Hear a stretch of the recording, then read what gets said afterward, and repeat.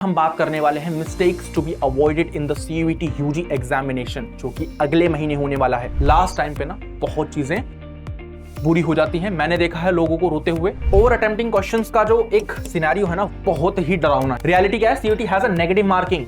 80 to 90% paper यहां से फंसेगा, इसे इग्नोर करोगे। मॉक देना सिर्फ बेकार है। करेक्ट तरीका क्या है? हर मॉक के बाद एनालाइज करना कौन सा टॉपिक वीक है। कट ऑफ जो होती है ना, वो हमेशा कम कहां होती है? जहां क्वेश्चंस मुश्किल पूछे गए हैं। लास्ट का 1 महीना और बहुत से बच्चे पैनिक में आकर सीयूईटी के एग्जाम में जाएंगे और कुछ ऐसी गलतियां करेंगे, कुछ ऐसी गलतियां दोहराएंगे जो उनका सिलेक्शन रोक देगी, है ना। आप भी उन्हीं स्टूडेंट्स में से एक होंगे अभी जिन्हें लग रहा होगा कि मैं गलती कर सकता हूं, है ना।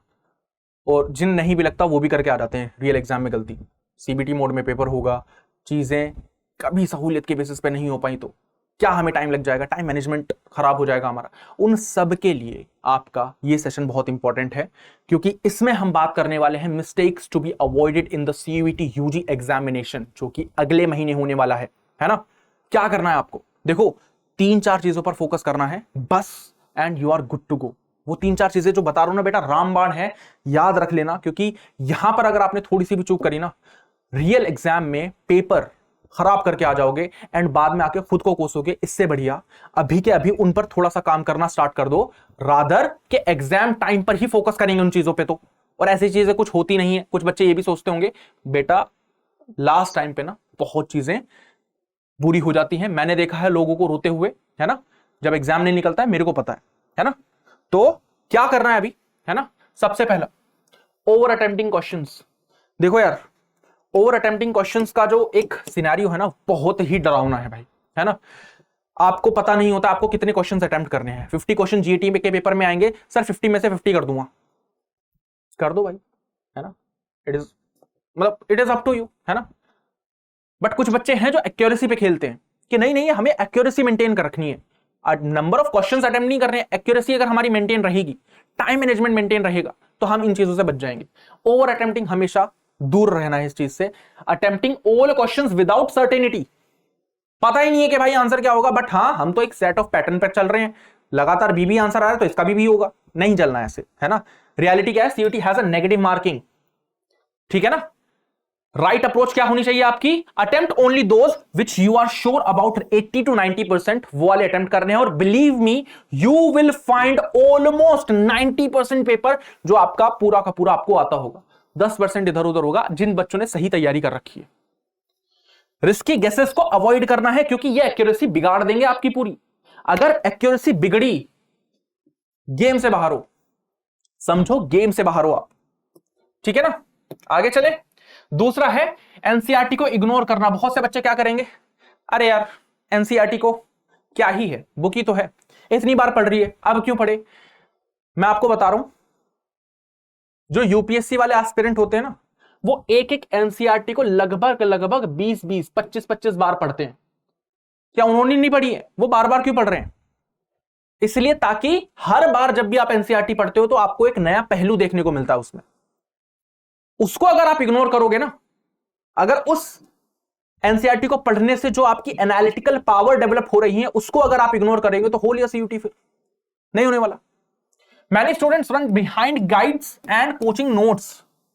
हमेशा इस पे नहीं करना है भाई। NCERT is the reliable source, government का सोर्स है, जाके पढ़ो उसे। ट्रुथ क्या है?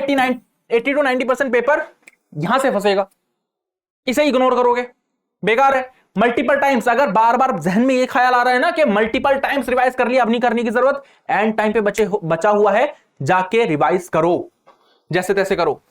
लाइंस पर, फैक्ट्स पर, एग्जांपल्स पर, इन पर फोकस करना होता है एनसीईआरटी में। तो NCERT is a Bible for you. आगे, एनालाइजिंग नहीं कर रहे हो मॉक्स को, तो क्या होगा?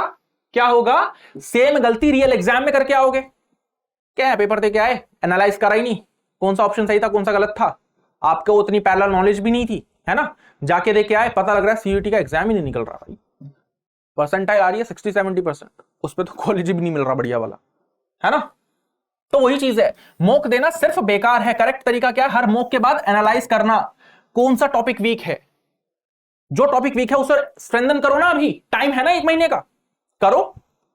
सिली मिस्टेक कहां हुई है उसे अवॉइड करो, रियल एग्जाम सिली मिस्टेक की वजह से नहीं निकलता है। क्यों नहीं निकलता है? बिकॉज सिली मिस्टेक एक ऐसी चीज है जो आता हुआ क्वेश्चन था वो आपने गलत कर दिया। क्वेश्चन हमें कट ऑफ जो होती है ना वो हमेशा कम कहां होती है? जहां क्वेश्चंस मुश्किल पूछे गए हैं। आते हुए क्वेश्चन गलत करोगे तो भाई अपने पैर पर खुद ही कुल्हाड़ी मारने वाली बात होती है नहीं। गोल्डन लाइन क्या है? Mock test does not improve you, analyse does, analysis does, है ना? तो एनालिसिस इंप्रूव करेगा आपको।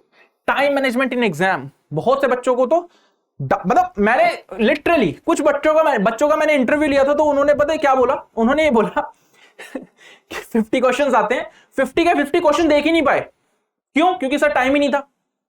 भाई टाइम इतना ज्यादा नहीं मिलेगा, जितना टाइम मिलेगा उतने में ही देखना पड़ता है ना?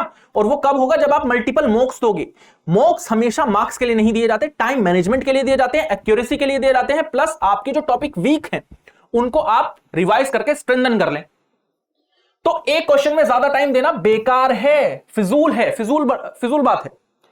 फिक्स टाइम पर सेक्शन इंपॉर्टेंट है। स्किप डिफिकल्ट क्वेश्चंस क्विकली, है ना? जो डिफिकल्ट दिखे हटा दो उसे। स्ट्रेटजी क्या है? फर्स्ट राउंड में इजी क्वेश्चंस करो, सेकंड राउंड में आपका मॉडरेट क्वेश्चंस करो। जब आप ये करेंगे तो यहां पर आपको थोड़ा सा पता लगेगा कि चीजें कैसे हो रही हैं। ओके, आगे चलेंगे आप।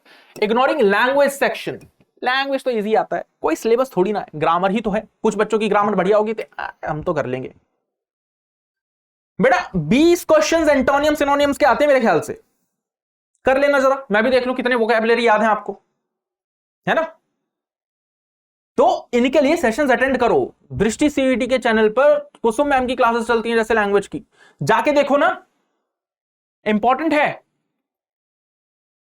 लैंग्वेज इजी स्कोरिंग है, बट तब होगा जब आप ढंग से करोगे इसे।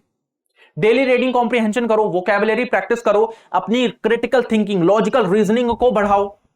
जीएटी के पेपर में क्वांट्स एंड रीजनिंग आती है, सारा का सारा लॉजिक से पेपर होता है वो, उसे करो। स्टैटिक जीके करंट अफेयर के लिए रोज आ जाओ ना 12 बजे क्लास में। 12 बजे ले तो रहा हूं दृष्टि सीयूटी के इसी यूट्यूब चैनल पर अपनी क्लास, आके करो वो क्लास। और क्या चाहिए आपको, है ना?